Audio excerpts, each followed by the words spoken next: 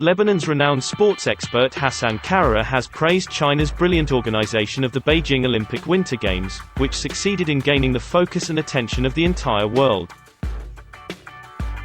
Karara emphasizes the COVID-19 policies adopted at the Winter Olympics. موضوع جائحة كورونا موضوع دقيق جدا. تعامل معه الصينيون بطريقة بارعة جدا.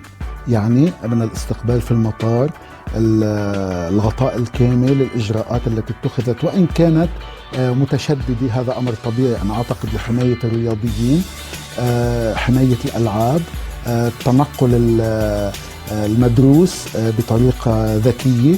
أنا أعتقد أن الصين أعطت درس في كيفية التعامل مع جائحة وإقامة ألعاب لا تتأثر لا شكلا ولا مضمونا بهذا المرض وتأثيره على العالم.